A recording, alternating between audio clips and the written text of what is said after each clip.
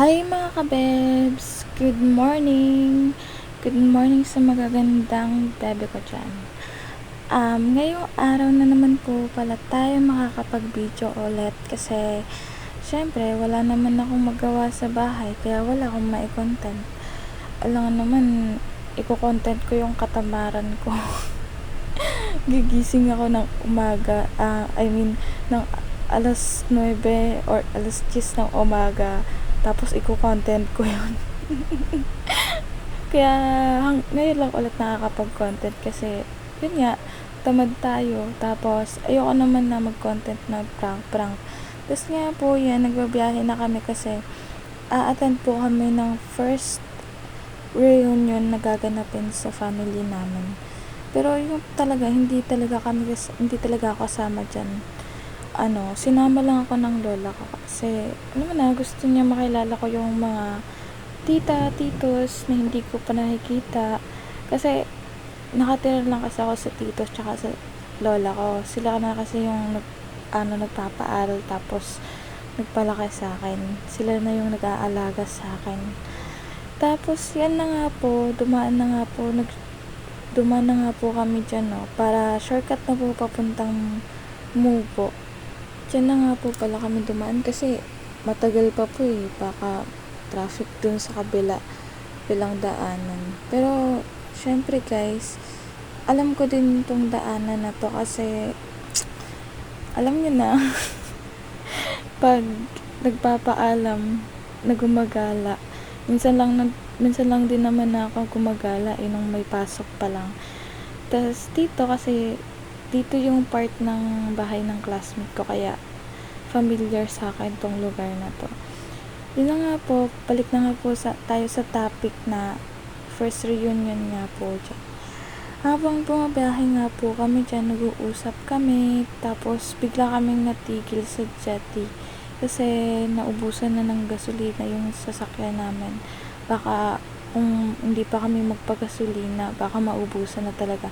Tapos yan nga po yung yung Mubo part sa Mubo po. Tapos puro puro daanan lang po muna yung pinapakita ko kasi alam nyo na yung mabilis yung pagpapatakbo kasi lumilipad yung bangs ko. Ayokong ipapakita yung ating airport 10. May airport kasi ako alam niyo, mana din ako sa papa. May airport. Tapos yan, habang dumadaan nga po pala kami dyan, tinitingnan ko yung paligid. Kasi wala naman sila tita, tito, lola yung kasama ko. Tapos nadaanan po namin yung dyan, yung ginagawang Osmania College na maganda po, kaso syempre layo. Tapos hindi ko alam kung anong lugar to, pero nakapunta na ako dito. Dito papuntang Lalaguna, dun sa tinitirahan ko dati kay papa. Kasi si papa mayroon din, eto na nga po yung part ng Lalaguna. Diyan may tita ko dyan, part na yan. Tapos dito na nga po sa part na sa onhan pa. Dun yung bahay na tinitirahan ko dati. Hindi naman talaga tinirahan kasi parang 1 year lang, hindi, months lang ata kami nun lang kami kay papa, nag-stay lang kami kasi syempre alam niyo na, gusto din namin makabanding yung sa kagaya nyo, gusto nyo din makabanding yung papa nyo, kami din gusto din namin makabanding. Kaya yan po, yan yung bahay na dadaanan namin, yung tindahan na yan. Hindi ko lang pinakita masyado yung may tricycle kasi malikot yung camera, hindi ko na hahawakan ng maayos kasi nga mabilis na yung pagpapaandar niya. Tapos syempre puro daanan lang po muna tayo, wala kayong magagawa kasi daanan lang talaga yung pakita yung sarili ko dyan, ang pangit ko. Ako na mismo yung nagsasabi na pangit ako pag yung nakakakilala sa akin dyan sa personal, alam nyo na. chika-chika lang po. Hanggang makarating nga po dito sa part ng Bitoon. Diyan pa lang po yung pero malayo pa yan. Malayo pa yung daanan yan. Diyan medyo okay pa. Okay pa yung daanan niya. Pero dun sa unahan, sasakit talaga puwet nyo dyan. Matatanggal. Ay, hindi naman matatanggal, pero para kayong inaalog yung yung yung inaalog talaga. Ganun yung mangyayari. Ito dito sa part na to. Para kayong inaalog dyan. Kasi grabe yung rough road niya. Talaga hindi pa kasi nalalagyan ng road to. Yung kamino talaga.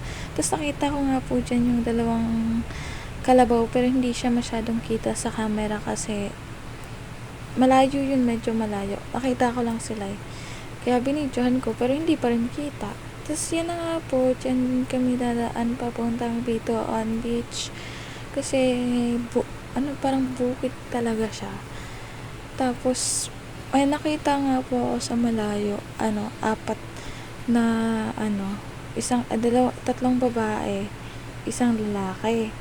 Yan galing silang dagat kasi kumuha sila ng shell. Hindi yan. Yan. Pinakita ka na. Yan sila. Nakita lang namin sila Pero hindi namin tinanong yung dala nila. Alam niya naman, obvious naman syempre sa dala. Kaya alam mo na kung anong dala nila. Syempre sa tagal pa rin ng biyahe hanggang dyan. Nakita namin tong yung kamino, putol siya. Hanggang dyan lang yung niya. Tapos nakasemento sa kanya. Tapos dun sa unahan, semento na rin dyan. Semento. Tapos pagdating mo din sa unahan, ganun pa rin, rough road pa rin. Kaya yung puwet mo talaga, mawawala yan ng hindi sa oras. Kaya iingatan nyo. Yan na nga po, nakarating na nga po kami, pero malayo pa rin yung entrance. Yung hall pa lang yan kasi malaki yung resort ng Bitoon. Yun? hindi tugma. Yan. Malayo pa yung entrance niyan. Sa unahan pa Pero syempre, makakarating din tayo dyan. Maghintay-hintay lang kayo ng konti. Kaya, andyan na, chala. Yan na nga po. Tapos, maghihintay po muna kami dyan sa entrance kasi magbabayad kami ng entrance fee. Syempre, alangan naman. Bigla kaming papasok nang wala kaming entrance. Di pinalayas kami dyan. Tapos may nakita nga po pala akong nakalagay tattoo. May nagpapa-tattoo pala dito. Kasi nung pumunta ka dito, walang nakalagay na ganyan. Diba, worth it naman yung sakit ng pet mo kasi maganda yung lugar. Yan, ang lawak niya, be. Ang laki talaga. Tapos, pasensya na kayo syempre sa camera kung malikot. Kasi malikot talaga yung buhay niya. Kagaya niya, malikot din yung buhay niya. Yan na nga po, pinapakita ko muna yung mga lugar. May ginagawang pero hindi ko alam kung yan, hall ata yan o Tapos, yan, para masatisfied yung mata nyo, para mainggit kayo sa akin. Pero sa nakasama ko na pumunta dito nung una, hindi na sila syempre maiinggit. Pero thank you pa rin kasi kayo yung sa amin, yung nag-entrance fee sa amin, ng libre sa amin, pati pagkain kami, wala kaming inambag. Syempre, mayaman yung mga kasama ko I mean, kasama namin, kasi 3 rin kami yung nagpalibre sa kanila. Kaya shout out sa inyo, thank you na din. Pero syempre, babawi tayo sa inyo. Pero hindi pa ngayon. Baka next life pa. Babawi kami next life pa, syempre. Tapos, yan na nga po, nakarating na kami sa sa cottage namin. Tapos nakita ko na yung mga titos, titas, tsaka mother ko dyan. Shoutout sa'yo. Shoutout sa mga tita ko. Hi tita. Shoutout sa'yo. Tapos yan na nga po, bumaba na po pala kami sa sasakyan namin. Yan po pala yung Ferrero. Ay! Ferrero. Daking alam eh. Tapos yan na nga po, nang makarating kami, nakita ko dyan yung mga tito, titas ko. Tapos pumunta ako kay Mama Nita. Nag-bless ako sa lola ko. Yan po pala yung Black Afam namin. Yan po. Nag-bless na din ako dyan kasi lolo ko yan. Sabi ko, pa-bless po kahit Englishero siya. Tapos nag-kiss din ako sa mothers kong maganda. Tapos yan na nga po, tambay muna, pahinga muna ng kaunti. Tapos nakita ko po pala dyan si Shasha, yung aso naming maganda. Uy, nakiang ko ng aso pero hindi sa akin yan, sa ate ko yan. Tapos yan yung tito kong gwapo, di ba? Tapos yun na po, nakapag-video na ako ng self ko kasama yung kapatid ko. Kasi hindi na po mahangin. Tsaka yung bangs ko, hindi na po nililipad masyado. Kita nyo naman yung airport ko, diba? Akala mo, grabe yung laman ng airport na yan. Tsaka hi muna sa mga mama tsaka tita ko, diba? Ang gaganda, kasing ganda ko. Ay, hindi. Hi sa inyo, shout out sa inyo dyan. Tapos yan na nga po, kinausap ko na yung kapatid ko kasi gusto niya daw makita si Shasha, gusto niya daw mahawakan. Kasi ako naman, hinawakan ko agad pagkakita ko, pagkadating ko agad. Siya, naiingat siya kasi hindi niya mahawakan kasi nga po, mabalbon, baka, alam niyo na, yung sa bata. May kasi siya. Tapos yan, pinipicturean siya ni ate. Kala mo naman gaganda sa picture no? Ang kulit-kulit din. Hi, Shasha. Sabi ko dyan. Ang cute mo naman. Kasing cute nyo. Ay. Tapos yan na nga po. Binidyan ko na yung kapatid ko habang nagpe-blast sa titan namin. Pero ako syempre hindi. Kiss lang ginawa ko dyan. Bawal ako mag-blast. Tapos ito nga pong kapatid ko, nag-aya nga po pala siyang maghanap ng swing daw. Tapos sabi ko, wala swing dito, nasa kabilang resort. Tapos sabi niya, sige ate, punta tayo. Sabi ko, may bayad doon, may pang bayad ka ba? Sabi ko sa kanya, sabi niya, tapos sabi ko kasi, halika, punta na lang tayo dito sa sa dagat. Tingnan na lang natin yung ganda ng dagat na ito. Tingnan nyo naman kung gaano yan kaganda. Kaya iinggitin ko yung mga mata nyo sa ganda ng aking paligid. Wala kayong magagawa kasi nakikitingin lang kayo ng bidyong ito. Tapos syempre pagkatapos namin dun, bumalik ulit kami. Yan po pala yung mga tita ko. Nabubulol na ako sa kakadaldal dito.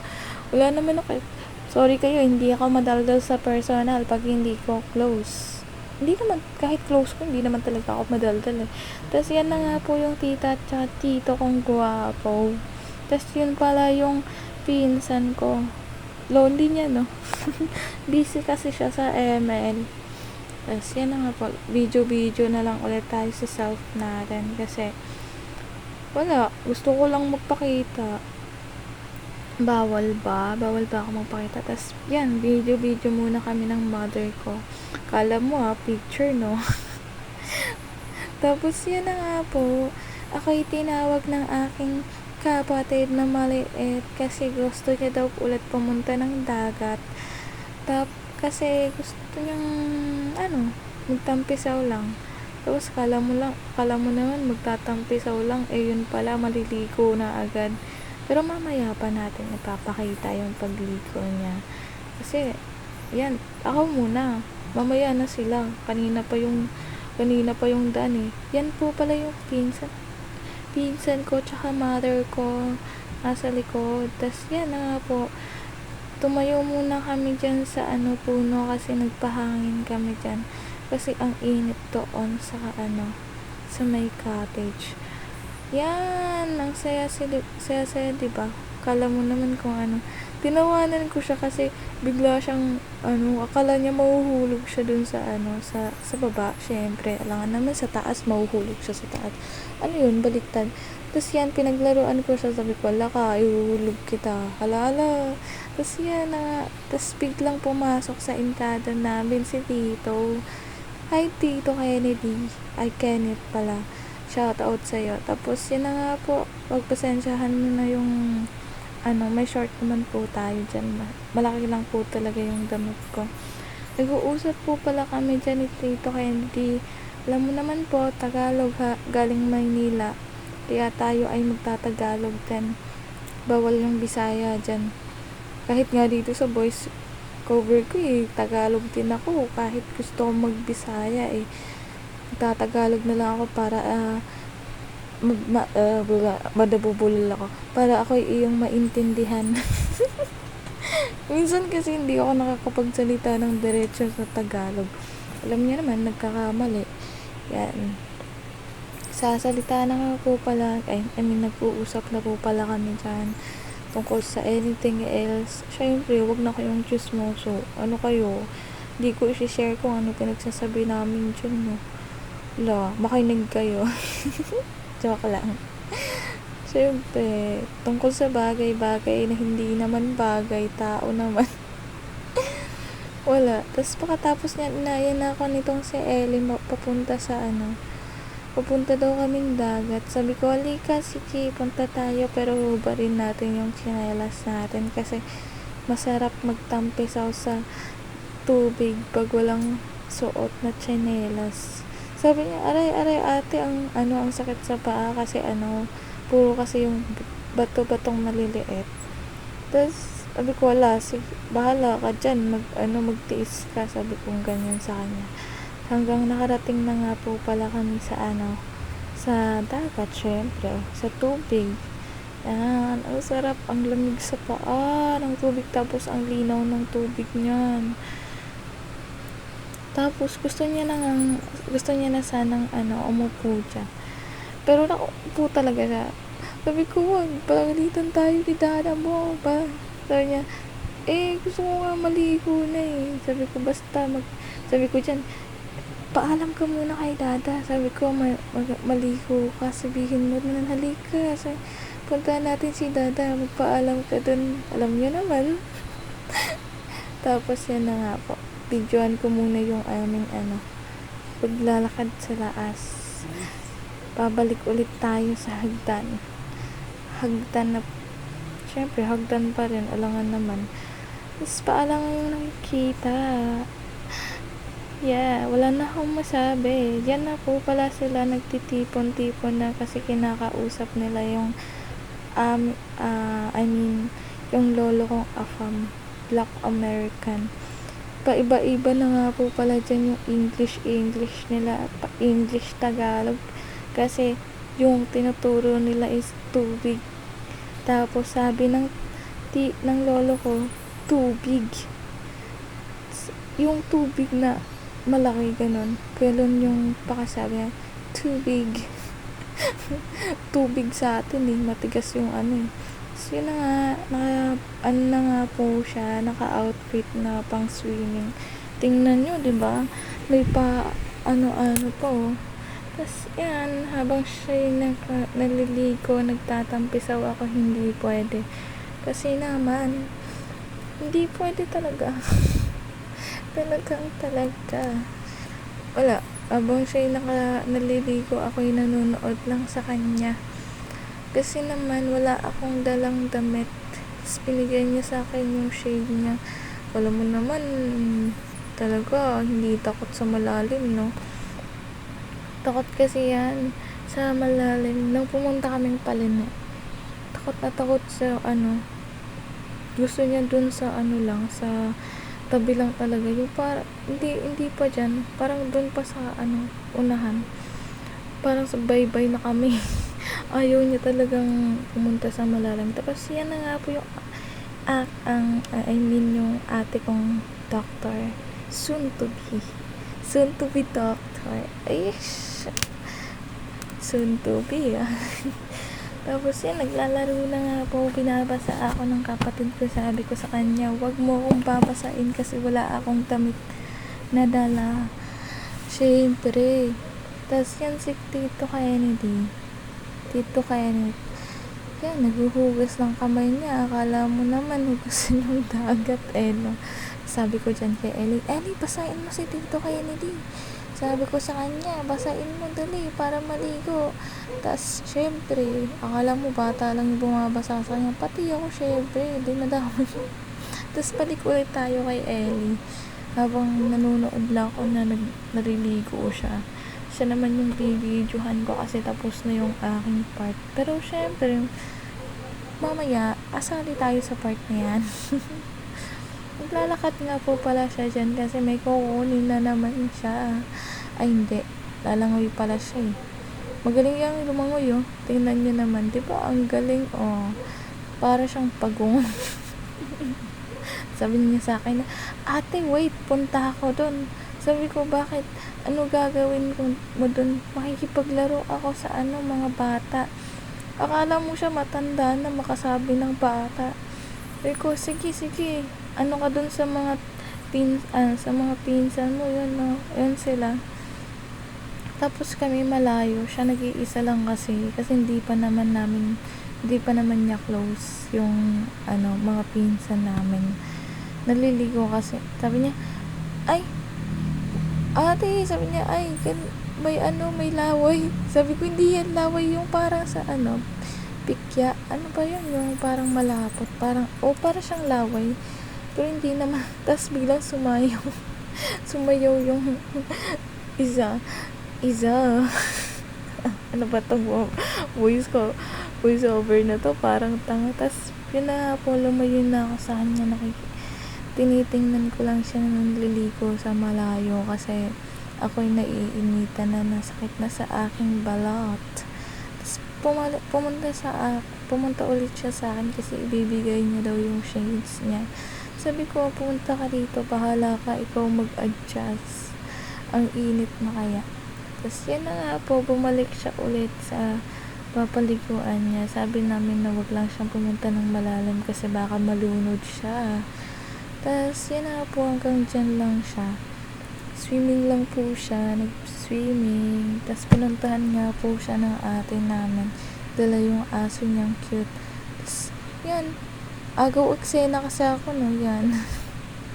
Agaw eksena ako Yan, papakita ko ulit tong aming mga kasama. Tapos yan, sa yung tent na yan sa lola ko yan. Tapos yan sila. Yan yung kapatid ko. Nakikipaglaro na sa kuya niya, sa mga pinsan niya kasi close na sila. Tapos yan po, kain muna. Tinawag kami dun para kumain. Kasi mamaya uuwi din naman. Siya lang yung naligo. Pinalitan ko na po pala siya dyan kasi tapos na daw siya. Tapos, alam mo, akala ko tapos na, babalik pa rin pala. Babalik ulit siya maligo. Sabi niya, Dada, isa pa po please. Isang ligo pa. Tapos yun na nga po, sinamahan ko siya. Ganyan lang po ako. Tinitingnan ko siya kasi baka pumunta sa malayo at may mangyaring masama. Pero kasamaang palad, wala naman. Kasamaang palad, kabutihang palad pala. Tapos yun na nga po, babalikan ko yung phone ko kasi baka may kumuha. Alay, may kumuha. Sino pa yung kukuha niyan?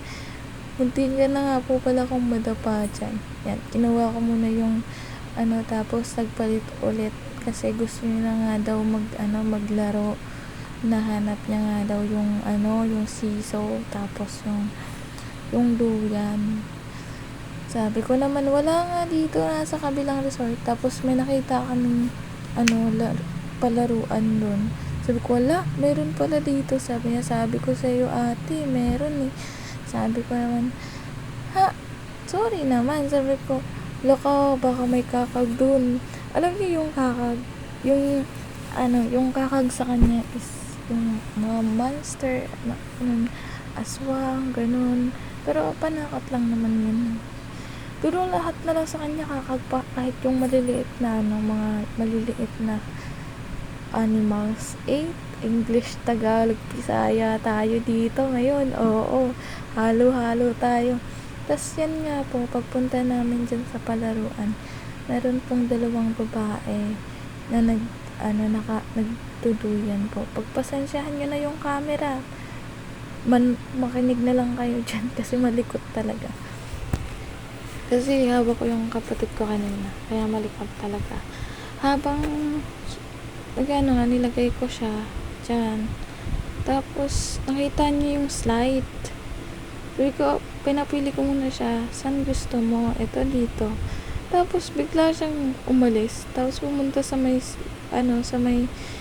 hagdan. Sabi niya, ate, pwede akong umakyat dito. Sabi ko, sige, basta careful ka lang kasi nga, tingnan niyo naman yung daanan. Pero okay pa naman siya kasi nakapaglaro pa naman siya. Laruan pa naman siya ng kapatid ko. Syempre, alalay muna sa una kasi natatakot ako baka mahulog. Yan, akyat siya dun. Nakita niya na dun. Tapos, ginawa ko, pumunta ako sa, dun sa kabila, dito. Kasi akala ko dito siya mag-slide. Dun pala sa kabila. Tapos, yan nga, nakita ko na siya dyan. Hinintay ko siya na bumaba. Sabi ko, di ka na, mag-slide ka na. Sabi niya, wait lang. Tapos yan na nga po, mag-slide na nga siya. Kung makita niyo lang yung reaction niya dyan, parang matatawa kayo talaga. Isa pa daw, sabi niya. Tapos yun, sinundan ko ulit kasi alam niyo naman. Tapos hi sa mga ate dyan na nakita ko kanina. Tapos yan na nga po, umakyat ulit siya. Tapos ang daming daldal ng kapatid ko. Sabi ko, umakyat ka na, magdahan-dahan ka lang. Tapos hindi nga siya hindi nga tumigil sa kakadaldal, daldal pa rin siya ng daldal. Ay, sabi ko, bahala ka na dyan, basta umakyat ka na. Tapos yun, pagkaakyat niya, sabi ko, huwag kang pumunta dyan sa kabila, dito ka lang. Tapos mag-slide ulit siya. Basta makita niyo yung reaction niya nung nasa baba na parang parang yung sa naiiwan yung kaluluwa niya. Parang ganun yung feeling niya. Pero syempre, habang tumatagal, okay naman na yung nangyayari sa kanya. Sabi ko, tama na, ka naman, mag-swing ka naman, or magsiso. Sabi niya, ayoko, dito lang yung gusto ko eh. Tapos nakita niya yung 2 ate na nakaupo nga sa seesaw. Nagtatawanan pa yung 2 kasi hindi ng isang babae yung isa. Hindi kaya. Tapos, yun na nga po, umakyat ulit siya. Daldal ulit siya ng daldal.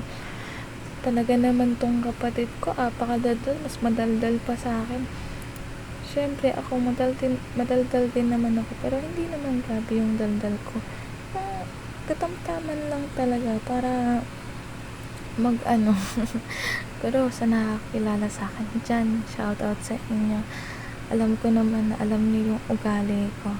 Tapos yan na nga po pala yung show siya. Para tayong inchik. Tatawanin ko muna yung sarili ko para akong tanga dito. Tapos yan na nga po, bumalik ulit siya kasi hindi pa daw siya napapagod. Tapos yan, nilagay ko muna yung cellphone ko, tapos pinalikan ko ulit kasi alam kong babalik siya. Tapos balikan ko ulit. Yan, para akong tanga.